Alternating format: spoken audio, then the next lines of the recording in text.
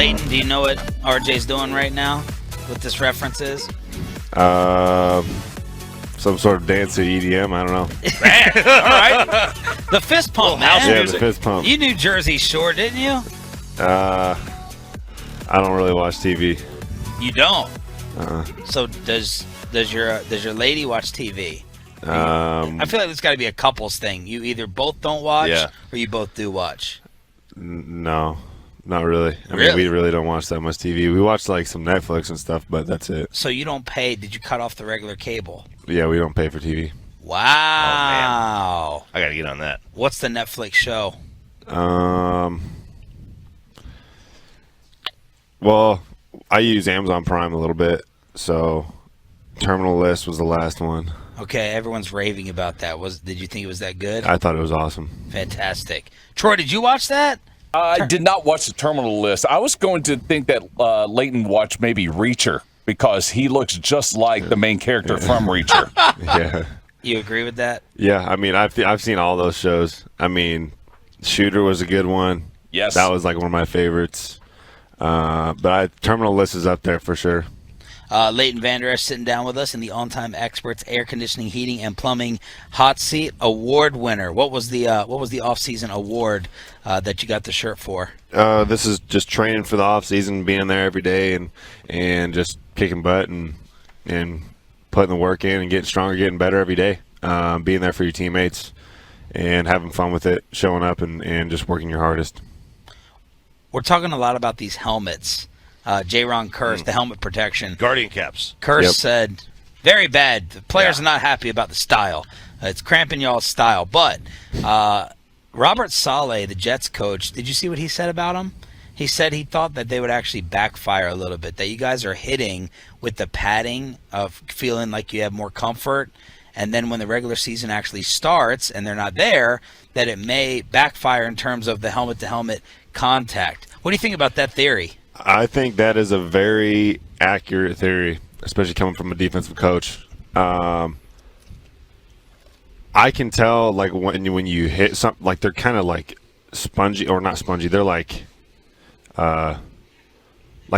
you bounce off of each other, like when you hit them. So they there's more whiplash almost to me. And the fact that they say they don't add any weight to them, I totally disagree with. That's just false. You can totally tell. And so when you add that along with that, I mean, you feel a lot more like a bobblehead out there. So, I mean, yeah, I definitely see what he's saying. Do you think like this could make guys like their technique in general change? Yeah, 100%. Absolutely. And I think that's what he's getting at. I think that's what that coach was getting at. And so I definitely think it could create some bad habits. So you kind of sort of really have to focus on keeping your head up and making sure you're still doing things the right way. How many years is this for you now? Your draft class was what year was it? 18. This will be year 5. Year 5. How much different is the contact in training camp different from rookie year? Oh, it's a lot different. Really. A lot less? Yeah, well, it's a lot less. And we used to have 2 practices my rookie year too. So, and on some of the days, and those made for really, really long days. So, I mean, you add all that together, and then compared to what it is now, I know the league's really trying to take care of us, and it helps. So, I mean, they're doing everything they can possible. But how hard is that just to start tackling again out of the blue? Like, first preseason game, where if you're not playing, you're, with the ones or whatever, then you have to wait. I mean, does it go 0 to 100 with the first regular season game when you're actually hitting? How hard is that? No, I mean, the way our defense practices, we're getting live reps full speed, and that's why it's so important to run to the ball.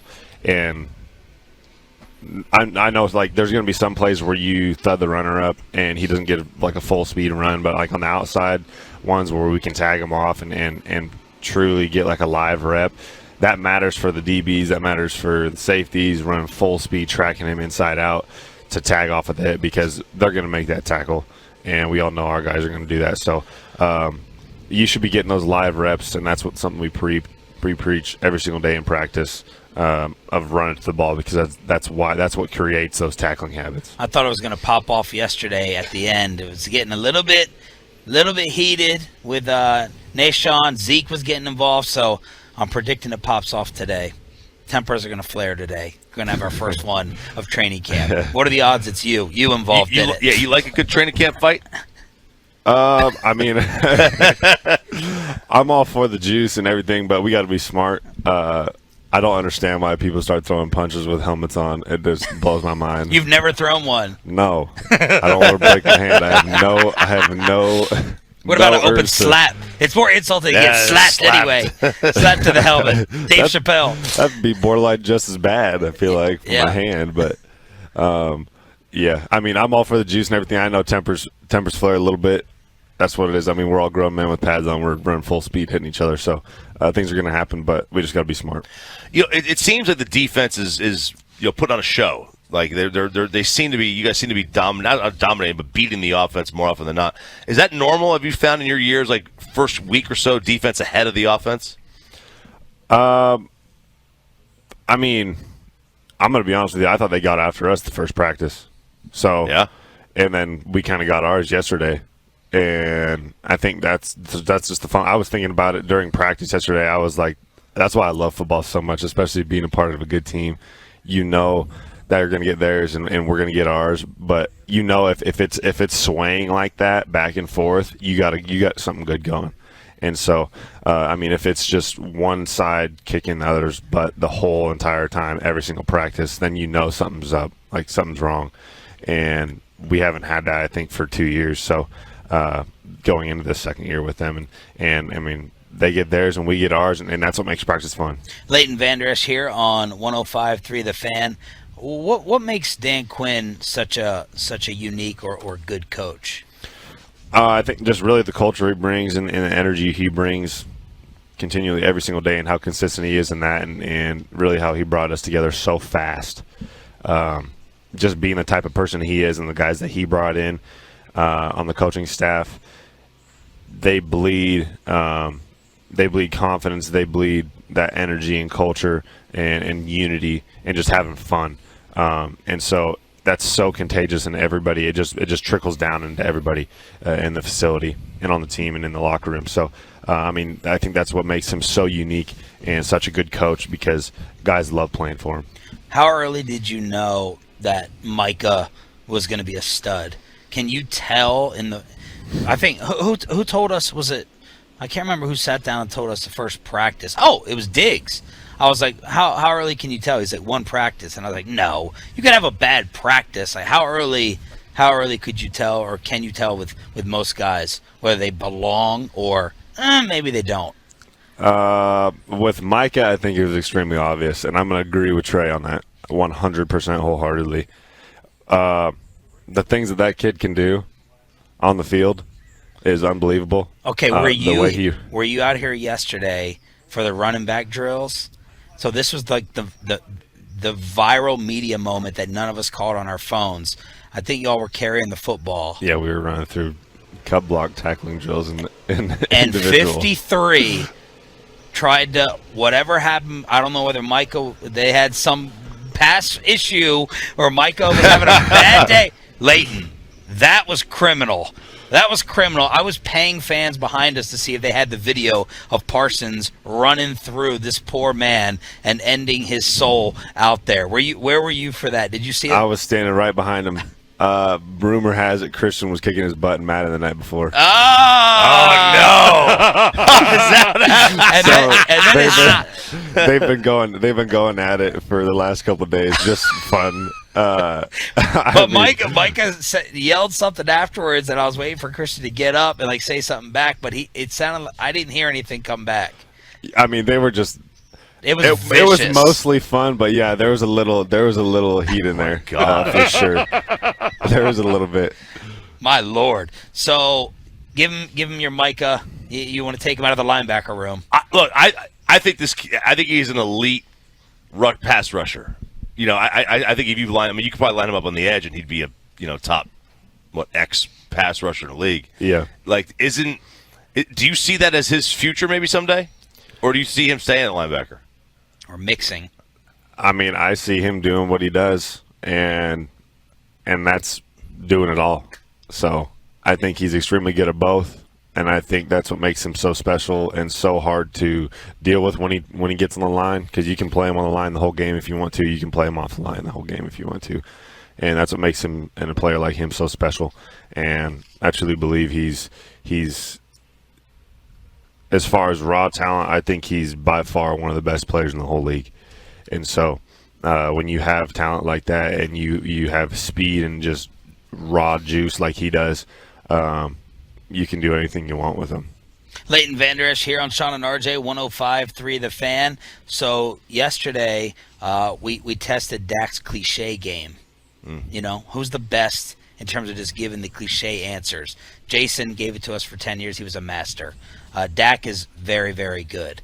So what's your favorite cliche to use in interviews just to fill time or not give us any headlines? Because you've never created a headline in your 5 years.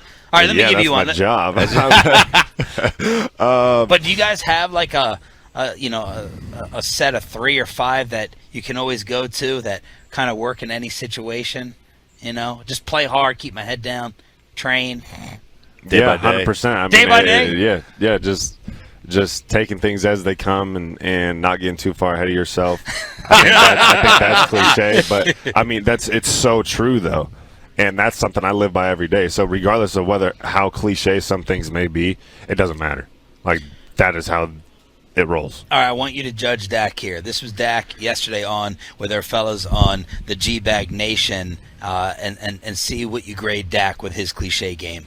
I've watched a lot of Peyton Manning interviews in my day, so took some nuggets from him, learned how to say a lot without saying too much, you know? I feel like I could just dial up just like a random team that you got, like a fictional team right now, and you could give me the scouting report of like, hey, so team Z's coming to town this week. What scares you about Team Z? What do they bring to the table defensively? They're good. Yeah, they got a lot of talent, obviously. You know, it's going to be a good matchup, but I'm confident in my guys.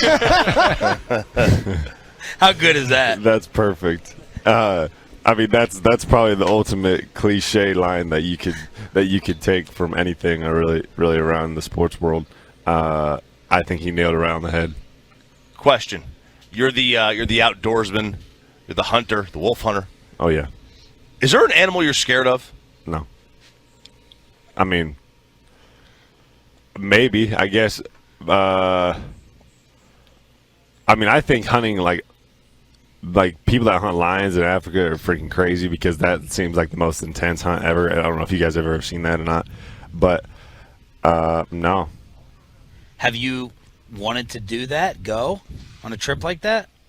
Not really. I mean, I'm content with my hunting over here. Okay. I think there's some fun things that you can hunt over there, but I mean, I love the hunting that we have here in the United States. Who have you clicked with on the team to go out hunting with you, if anyone, or you just go back with your family and friends?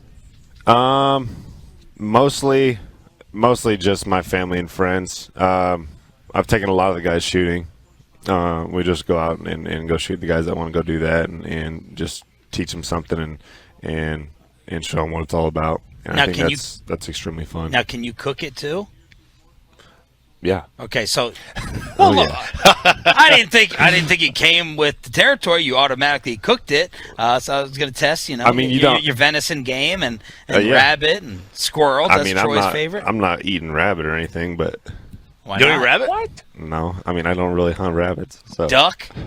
Ducks, yes, for sure. Okay. Yeah. We had a duck here the other day. I mean, I tried to pick that thing up. I could have plucked the feathers off and chopped off the head and just cooked it up. All right, brother. Thank you for sitting down with us. Cool. We appreciate it. Continued health and success, and we'll see you out here at practice today.